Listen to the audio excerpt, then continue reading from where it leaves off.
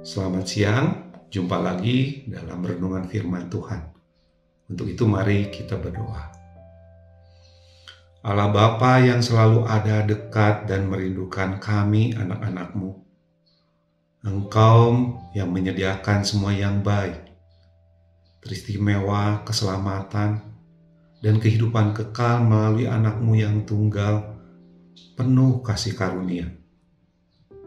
Ajari kami untuk lebih lagi mendalami dan mengerti, bahkan melakukan kehendak-Mu dalam naungan kasih-Mu yang agung, dalam teguran, pengertian, didikan melalui kebenaran dan hikmat firman-Mu ya Tuhan.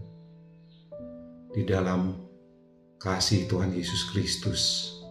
Amin. Melanjutkan renungan firman Tuhan yang diambil dari perumpamaan yang Tuhan Yesus sendiri ajarkan dalam Injil Lukas 15 ayat 11 sampai 32. Judul perikop diberikan oleh LAI adalah perumpamaan tentang anak yang hilang. Ini sangat populer. Bila dalam perjumpaan yang lalu kita membahas si anak bungsu yang meminta harta dari bapaknya untuk ia bawa mengejar negeri utopia. Negeri yang ideal, indah dengan tatanan masyarakat yang di sana membentuk kebahagiaan dan kesejahteraan. Itu ada dalam pikiran si anak ini. Tapi kemudian yang didapati adalah distopia. Kesengsaraan, bencana, ketidakadilan, sakit penyakit, kelaparan, dan hal-hal mengerikan, bahkan kematian sebagai realita hidup manusia yang tidak bisa dihindarkan. Gambaran besar utopia dan distopia tadi adalah cara pandang zoom out. Seperti kalau kita membuka Google Map, kita sedang melihat dari skala pandang yang lebar atau jauh gitu ya, dari suatu daerah, negeri, bahkan dunia. Mari kita kali ini melihat dengan cara pandang yang lain.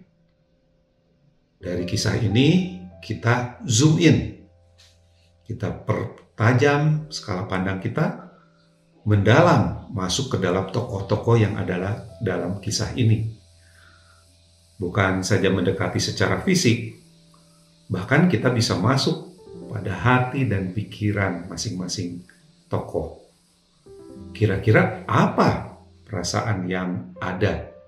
Contohnya pada sang ayah ketika ia dimintai harta warisan oleh anaknya. Saat dia masih hidup, pastilah dia kecewa, bisa juga marah, sedih. Dalam kisah Alkitab ini memang tidak diceritakan secara mendalam, namun kemudian dikisahkan bahwa sang bapak itu menyerahkan bagian anaknya ini, dan patut diduga sang ayah melepas kepergian anaknya ini sambil menangis kehilangan. Mungkin hal seperti ini pernah kita rasakan saat kita kehilangan seseorang yang kita kasihi, juga dibarengi dengan perasaan kecewa. Bisa saja. Kalau kita zoom in pada sang anak hilang ini, si bungsu, kira-kira apa yang ada di pikirannya sehingga ia berani untuk meninggalkan dan meminta warisan ayahnya sebelum waktunya? Apakah dia tidak mempertimbangkan perasaan ayahnya sehingga ia tega meminta kemudian menjual seluruh bagiannya itu, pergi ke negeri yang jauh?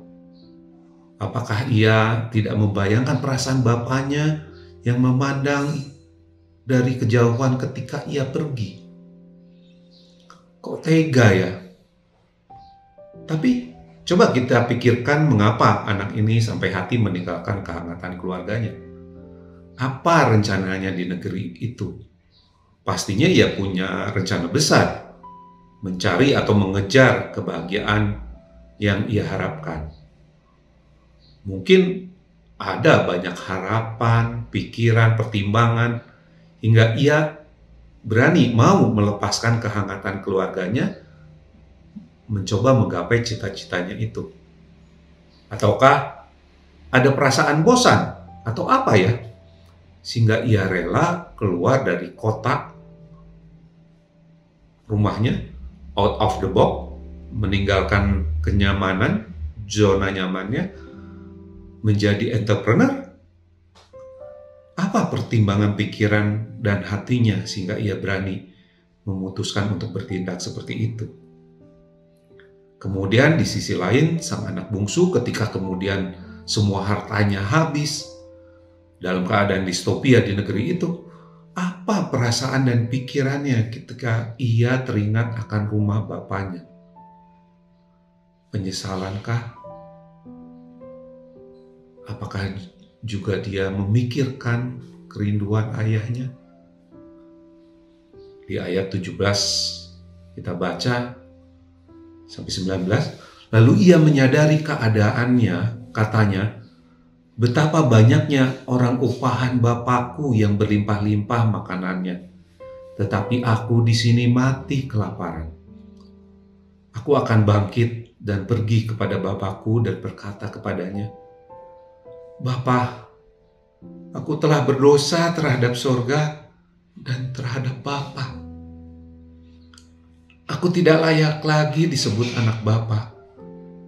Jadikanlah aku sebagai salah seorang upahan Bapa. Dalam keterpurukan dan penderitaan, merasa gagal, merasa hina, bersalah, akhirnya ia memutuskan untuk kembali. Apakah ini menjadi jawaban doa sang Bapa? Kita bisa mendalami bagaimana perasaan dan hati si Bapa ketika melihat anaknya itu pulang. Lalu tergeraklah hatinya oleh belas kasihan. Ayahnya itu berlari mendapatkan dia, lalu merangkul dan mencium dia. Katanya, sebab anakku ini telah mati dan menjadi hidup kembali. Ia telah hilang dan didapat kembali. Inikah kehidupan dan hati kita, Anda dan saya? Selamat merenungkannya. Tuhan Yesus memberkati. Amin.